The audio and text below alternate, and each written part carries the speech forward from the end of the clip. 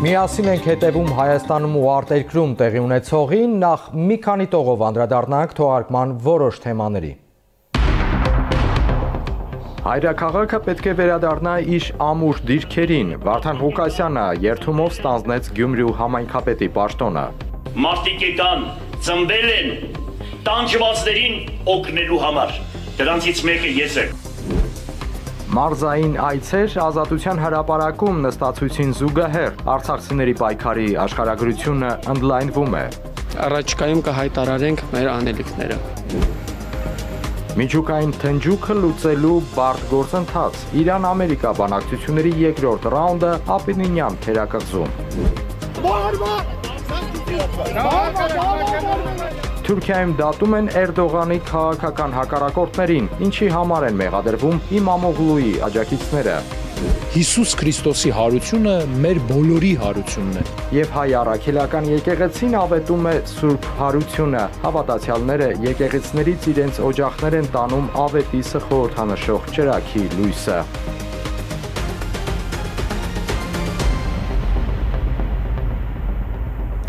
Եվ այսպես Վարդան Ղուկասյանը երթումով ստանձնել է Գյումրիի քաղաքապետի պաշտոնը։ Երդմնակալության արարողությանը մասնակցել են ավագանի անցած 5 ուժերից 4-ի ներկայացուցիչները։ ՔՊ-ն նիստը բոյկոտել է, իսկ Մարտուն Գրիգորյանի «Մեր քաղաքը» խմբակցությունը ներկա էր ոչ ամբողջական կազմով։ Թե Ղուկասյանի, թե նրան աջակցած ավագանու 3 խմբակցություններից 2-ի ղեկավարների ելույթների առանցքում այն գաղափարն էր, որ հայրաքաղաքը պետք է վերադառնա իր նախկին ամուր դիրքերին։ Ինչ լավ է։ 24 փոխվել ես։ Ոչինչ չի վրիպում նրա ամենատես աչքից։ Երջանիկ ողջունում է մարդկանց, հպարտ անցնում միջանցքներով ու ազդարարում իր երկրորդ գալուստը։ Ինչպես ինքն է ասում, հավատքի քաղաքում։ Տեսնում եք ինչ եմ սարքի, այս քարերից բռնացել են նայի, սրանց վրա գիտես կանեմ, եկես գաստացրել, որ նայում եմ, ես ուրախանում եմ, ամագս է։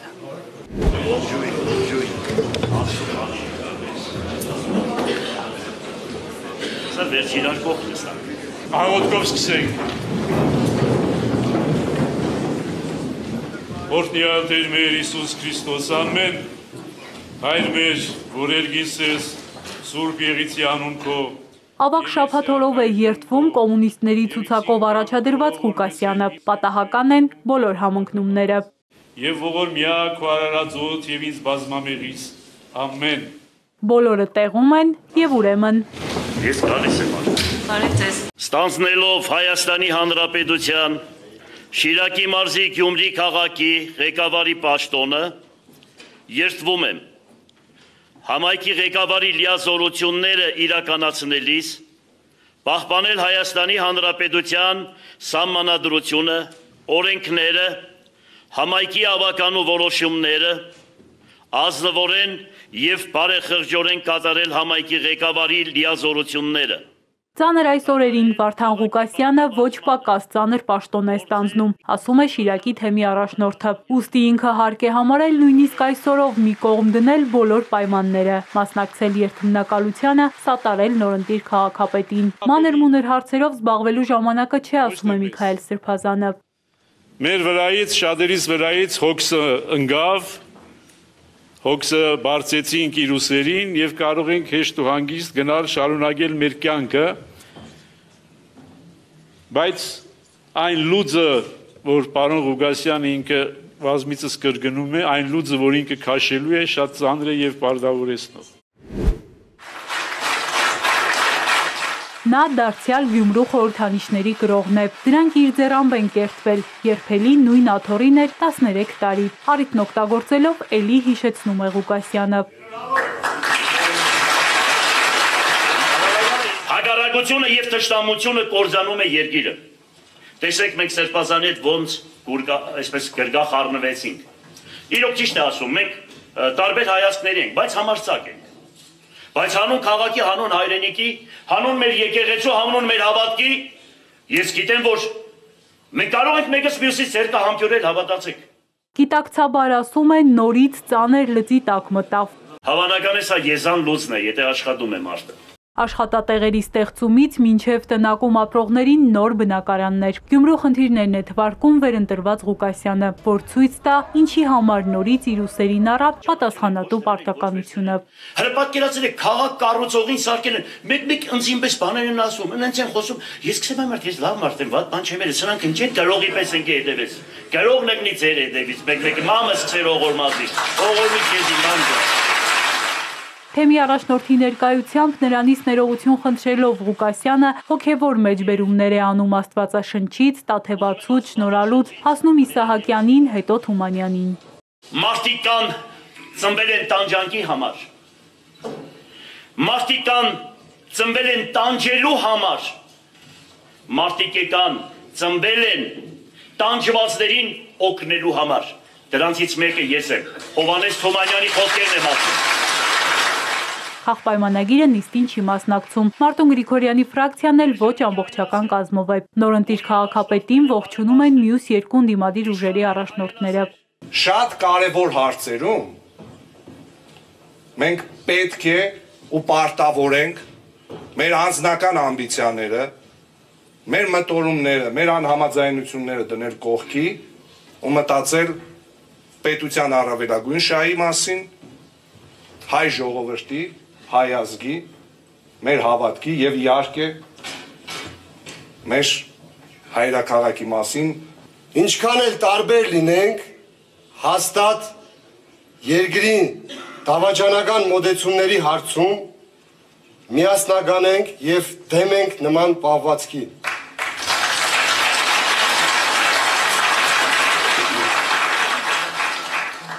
Եվ ամենակարևորը Արցախը համարում ենք հայկական։ Վարդան Ղուկասյանի քաղաքապետ ընտրվելով հայ եւ ռուս ժողովուրդների բարեկամությունն ավելի կամրապնդվի, ասում է քաղաքապետին շնորհավորելու եկած Գյումրիում Ռուսաստանի հյուպատոս Իգոր Տիտովը։ Հուսով եմ խնդիրների լուծման մոտեցումներում ձեր գիտելիքներն ու ինքնուրույնությունը կդառնան մեր ժողովուրդների բարեկամության ամրապնդման Գյումրու եւ Ռուսաստանի տարածաշրջանների գործակցության գրավականը։ Հայտարարում ենք փակված։ Արդեն լրագրողների հետ զրույցում Ղուկասյանն ասում է, նախ կադրերով է զբաղվելու, մի մասին ընդունելու է, մյուսներին ճանապարհելու։ Վստահեցնում է, բաց է բոլոր լավ առաջարկների համար։ Ասում է, իրեն են կրիմինալի հետ կապում, բայց ինքն իր դեմ նախապատրաստվողի մասին տեղեկություն ունի։ Մենք ունենք ինֆորմացիա, որ մեր դիմաց պետք է ինչ-որ վատ արարք կատարեն նորից։ Հիմա հող են նախապատրաստում, որ գցեն նորից կրիմինալի վրա։ Հող են նախապատրաստվում դիմացի կրակոցների։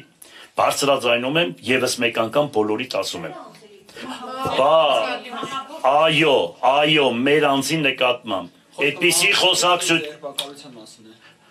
մահափորձ, մեծ հասկացի։ Վստահեցնում է, չի վախենում ոչ քրգործերից, ոչ կրիմինալից։ Լրագրողներին ճանապարհում է, որ աղոթքով օրհնի նոր աշխատասենյակը։ Ինչեր ասես չեն լինի թաքնված նոր սենյակում։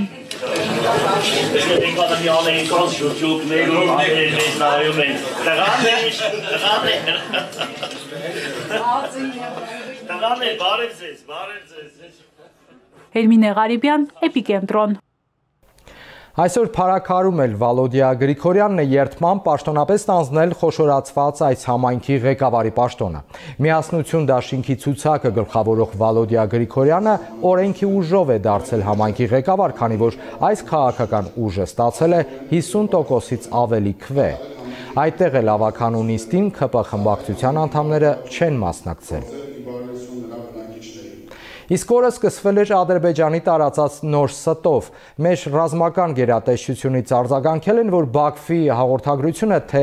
իբր ապրիլի 18-ին ժամը 22:35-ի սահմաններում հայկական ստորաբաժանումները կրակել են սահմանագոտու հարավ-արևելյան հատվածում տեղակայված ադրբեջանական դիրքերի ուղղությամբ, չի համապատասխանում իրականությանը։ Հայկական կողմը հիշեցնում է, որ պատրաստ է հետաքննել Ադրբեջանի պաշտպանության նախարարության հաղորդագրությունը հիմնավորող փաստերը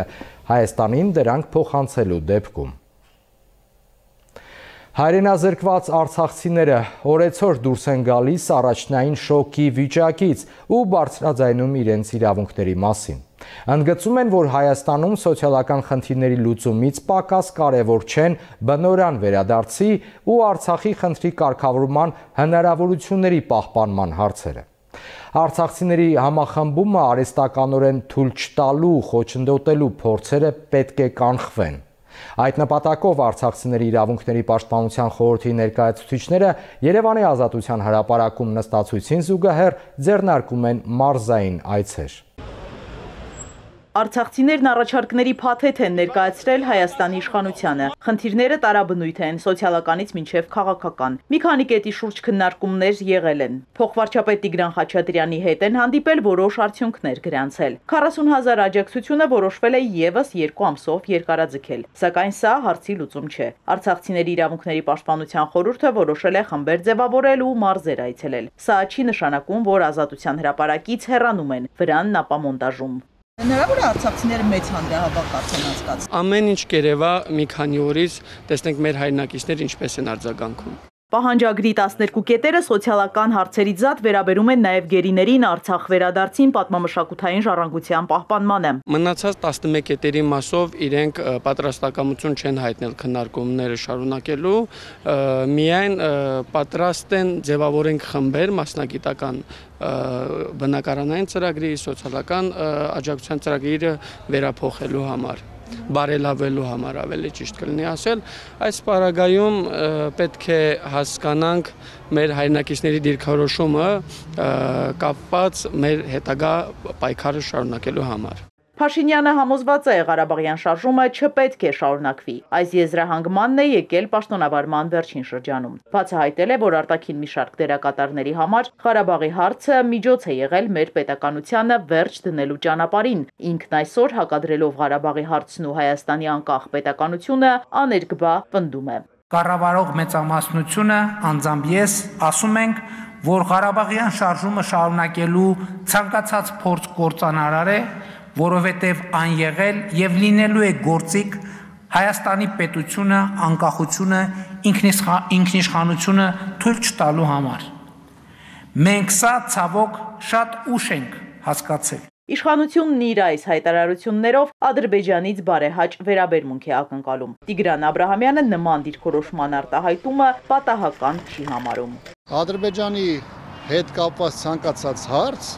եւ այն հայտարարությունները, որոնք հնչում են նաեւ Արցախի եւ արցախցիների մասով, այդ թվում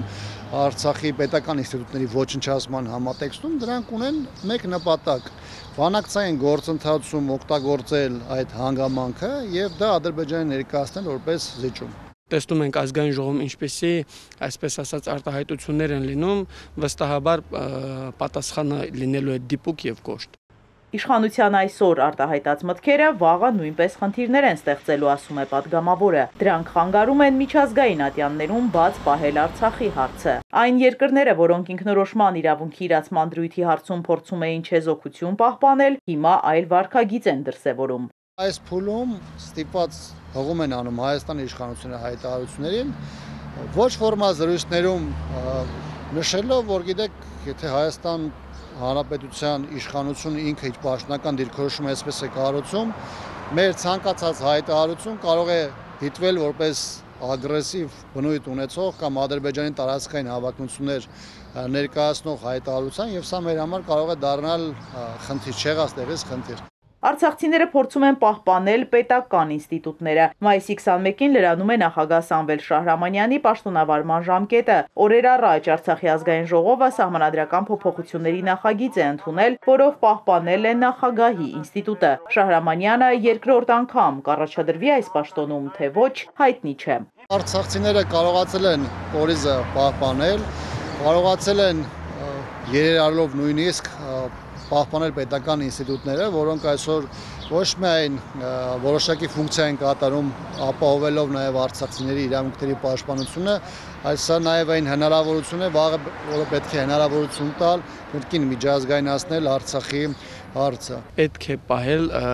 նախագահի ինստիտուտը, ազգային ժողովի ինստիտուտը, սա են կարելի ասել վերջին,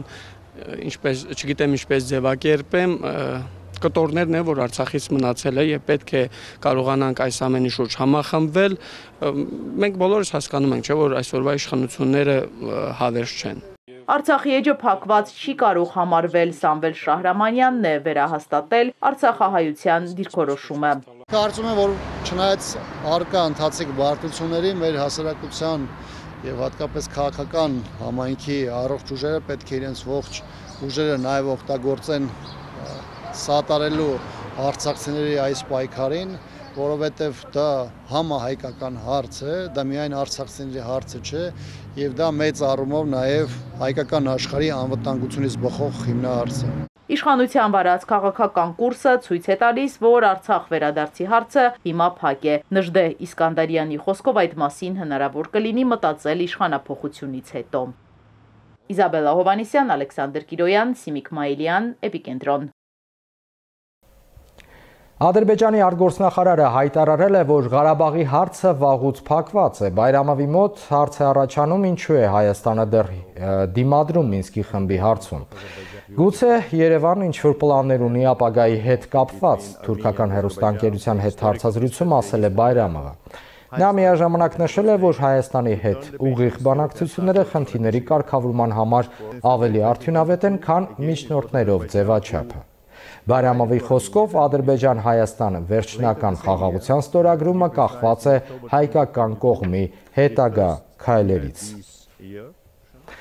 Թուրքիայում մեկնարկել է Ստամբուլի քաղաքապետ Էքրեմ Իմամօղլուի կալանավորումից հետո հակակառավարական ցույցերի ժամանակ ձերբակալված գրեթե 200 մարդու, այդ թվում լրագրողների դատավարությունը։ Էրդողանի իշխանությունը նրանց մեղադրում է ոստիկանության հրահանգներին չենթարկվելու համար։ Ոմանց մեղադրանք է առաջադրվել նաև զենք կրելու համար։ Դատավարության զուգահեռ տեղի ունեցել բողոքի բազմամարդ ակցիա, կալանավորվածների հարազատները հայտարարել են, որ տեղի ունեցողը իրավական գործընթաց չէ ու Թուրքիայում ոտնահարվում է օրենքը։ Առաջին նիստի ժամանակ փաստաբանները պահանջել են արդարացնել բոլոր մեղադրյալներին։ Այսօր ուշադրության կենտրոնում Հռոմն է, Իտալիայի մայրաքաղաքում է կայանում Իրանի միջուկային ծրագրի վերաբերյալ Թեհրանի ու Վաշինգտոնի երկխոսության երկրորդ ռաունդը, այն նույնպես Օմանի միջնորդությամբ է։ Իրանական պատվիրակությունը գլխավորում է արտաքին գործերի նախարար Աբբաս Արաղչին, իսկ Միացյալ Նահանգները ներկայացնում է Թրամփի հատուկ խորհրդական Սթիվ Ուիթքոֆը։ Օմանում կայացած առաջին հանդիպումը կողմերը որակել էին կառուցողական։ Առնվազն 148 մարդ է մահացել Կոնգոյի Դեմոկրատական Հանրապետությունում փայտե մոտորանավակում հրդեհի բռնկման ու շրջվելու հետևանքով, ըստ տեղական մեդիայի, նավը տեղափոխելիս է եղել մոտ 500 ուղևորի, այդ թվում կանանց եւ երեխաների։ Կոնգոյում այսպիսի վթարներ հաճախ են տեղի ունենում, քանի որ մաշված փայտե նավերը գյուղերի միջև փոխադրամիջոցի հիմնական ձևն են ու հաճախ լինում են գերբեռնված։ HB Կոնգոլո կոչվող նավի վթարից հետո հարյուրավոր մարդիկ անհետ կորած են համարվում։ Կոնգո գետում որոնողական աշխատանքը շարունակվում է։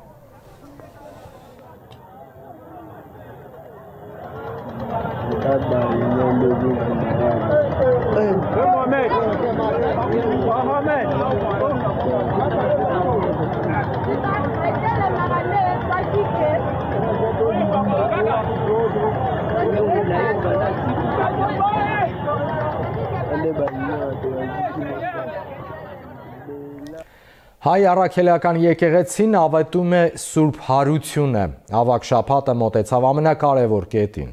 Ըստ եկեղեցու ավանդության, Հիսուս ավերեց մարդկանց հոգիների չարչարանքների տունը, դժոխքը, բացեց հանգստյան տունը, դրախտը։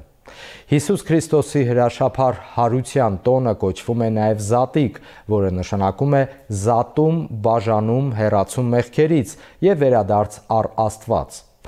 Այս ժամերին Քրիստոսի լույսով լուսավորում ենք մեր տներն ու շրջակայքը, միմյանց փոխանցում հաղթանակի Սուրբ Հարության ավետիսը, Քրիստոս հարյաֆի մեռելոց, օրհնյալ է հարությունը Քրիստոսի։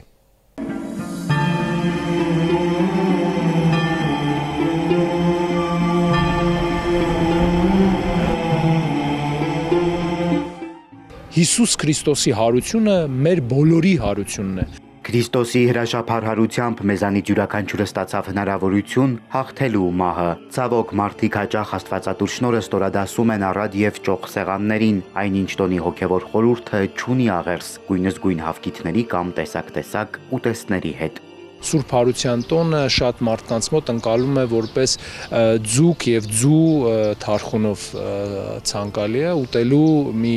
տոն ժամանակ, ոչ թե տիրոջ հետ հարություն առնելու խոստում։ Նյութական որևէ իր, որևէ ձեռքբերում չի կարող լինել նպատակ, որովհետև նյութը մի շատ հետաքրքիր հատկություն ունի, քայքայվում եւ վերջանում է այդ նյութը եւ մղում է մարդկանց արարման միայն արժեքային հոգեվոր բովանդակությունը։ Քրիստոսի հարությունը այսօր նշում են առաքելական, կաթոլիկ եւ ուղղափառ եկեղեցիները։ Միաժամանակ նման համընկնում եղել է մեկ էլ մոտ 2 տասնամյակ առաջ, որպեսզի տոնը չշփոթեն հրեական Փեսախի հետ, մեր եկեղեցին այն անվանում է ծռազատիկ։ Փեսախը սպասման տոն է, որ պիտի Մեսիան գա։ Իսկ մեզ համար Մեսիան արդեն եկել է, Հիսուս Քրիստոս արդեն եկել է եւ զոհը մատուցել է, թշնամին պարտվել է արդեն, ու որպեսզի այդ շփոթից մենք դուրս գանք, ու շատ կարեւոր է որպեսզի մարդիկ չընկնեն այդ գայթակղության մեջ, մտածելու համար, որ մենք հրեական Փեսախն ենք տոնում, ոչ թե մեր Տեր Հիսուս Քրիստոսի հարությունը։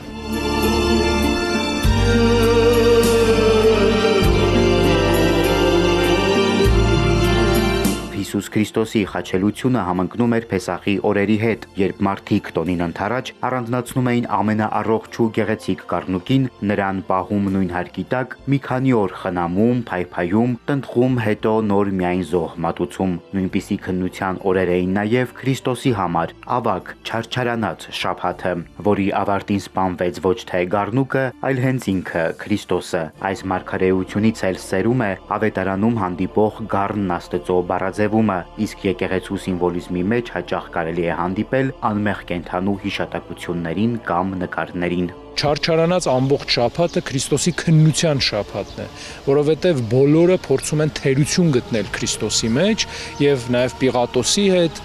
Քրիստոսի խոսակցությունը, քահանայապետի հետ Քրիստոսի խոսակցությունը,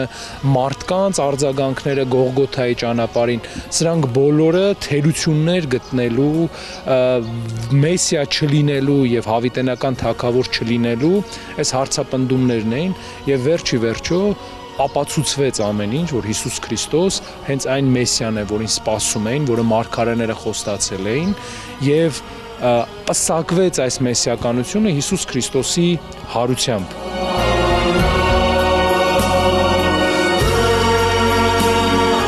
Զատկի տոնը կամ չարչարանած շաբաթը սկսվում է Ծաղկազարդից, Քրիստոսի Երուսաղեմ մուտքից, որին հրեա ժողովուրդը սպասում էր երկար ժամանակ։ Աստծո միածին որդին Սուրբ քաղաք Բեթփագե մտավ մոտ 50,000 մարդու հետ։ Նրա ոտքերի առջև շորեր եւ արմավենու ճյուղեր էին փռում։ Քրիստոսի երկու կարևոր առաքելությունների մասին էր խոսում։ Քրիստոս որպես թագավոր եւ Քրիստոս որպես Մեսիա։ Եվ արմավենու ճյուղերը դրանք տաղավարներ կառուցելու համար, տանիքները տաղավարների կառուցելու համար ճյուղերն էին։ Եվ հետագայում արդեն ուրբաթ օրը ոչ թե ուրիշ մարդիկ էին, որ գոռում էին խաչեք նրան, հա, եւ Բարաբային ընտրեք, ազատեք, այլ հենց այն նույն մարդիկ, ովքեր դիմավորեցին Քրիստոսին նույն ձևով, որ լույս լինի, ոչ միայն խավարը ցրող ճրակ, այլև Քրիստոսի հարության ավետիսն է մարդկանց ձեռքում, որ զատում է նրանց մեղքից ու մահից։ Այստեղից էլ տոնի անվանումը՝ Զատիկ։ Միմյանց կարմիր հավկիթներ նվիրելը Զատկի ամենախորհրդանշական ավանդույթն է։ Ինչու պարտադիր կարմիր եւ ոչ այլ գույն։ Ըստ պատումի Մարիամ Մագդաղենացին Հռոմում ներկայանալով Տիբերիոս կայսերը ու վկայելով քրիստոնեական հավատը, նրան կարմիր ներկած հավկիթ է տալիս եւ ասում. Քրիստոս հարյաֆի մեռելոց։ Ձուն խորհրդանշում է նոր կյանքի սկիզբը, կարմիր գույնը Քրիստոսի կենդանարար արյունը։ Սևակ Վարդումյան, Հարություն Հովսեփյան, Էպիկենտրոն։ Ինչպես նշեցինք, այս տարի Քրիստոսի հարությունը միաժամանակ տոնում են նաև կաթոլիկ եւ ուղղափառ եկեղեցիները։ Երուսաղեմում այսօր վառվել է Սրբազան կրակը։ Այն խորհրդանշում է Քրիստոսի հրաշափառ հարության լույսը։ Երուսաղեմի հին քաղաքում գտնվող Տիրոջ գերեզմանի տաճարում ուղղափառ Զատկի նախօրեին կրակի օծման արարողությունը տեղի է ունենում արդեն ավելի քան 10 դաշ։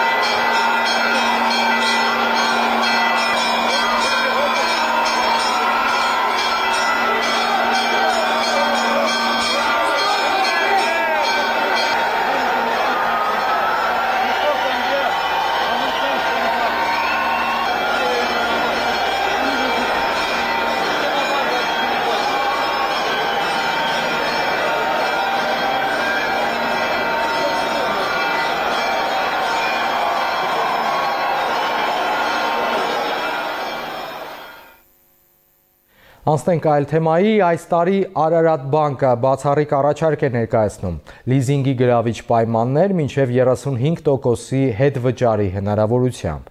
Լիզինգ Էքսպո 2025 ցուցահանդեսն է այն հարթակը, որտեղ այցելուներին, հետաքրքրվողներին բանկի փորձագետները մանրամասն ներկայացնում են առաջարկի բոլոր առավելությունները։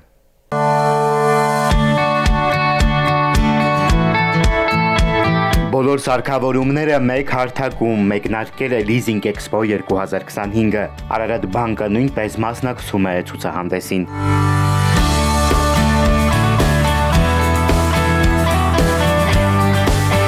Գրագետ խորհրդատվություն, ջերմ շփումներ Արարատ բանկի տաղավարում այցելուներին դիմավորում են լիզինգի փորձագետները, քաղաքացիներին տրամադրում մանրամասն տեղեկություններ, օգտակար խորհուրդներ եւ պատասխանում ֆինանսական վարձակալության վերաբերյալ հարցերին։ Տարվա վերջի դրությամբ 24 թվականի լիզինգի պորտֆելը համակարգում կազմում է մոտավորապես 250 միլիարդ դրամ։ Ինչ վերաբերվում է Արարատ բանկին, մրցունակ է Արարատ բանկը թե ոչ, ես ձեզ ասեմ, որ իմ կարծիքով Արարատ բանկը բավականին մրցունակ է լիզինգի շուկայում, պարբերաբար հանդես է գալիս տարբեր տարատեսակ առաջարկություններով։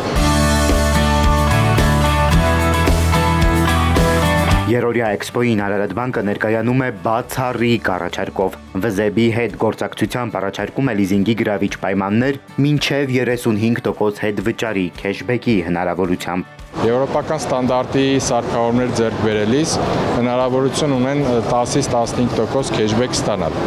Այդ քեշբեքին պլյուս անելով հնարավորություն ունենք, եթե նույն տնտեսվարողները, որոնց հիմնադիրները 50 եւ ավելի տոկոս փայամասնություն ունեն Արցախից տեղահանված մեր հայրենակիցները, նշածս քեշբեքի հավելյալ եւս 20% քեշբեք ստանալու հնարավորություն ունեն։ Քեշբեկը նախատեսված է արտադրողների, ծառայություն մատուցող ընկերությունների համար, ծառայություն մատուցող ընկերությունների մեջ հասկանում ենք հյուրանոցային բիզնեսի եւ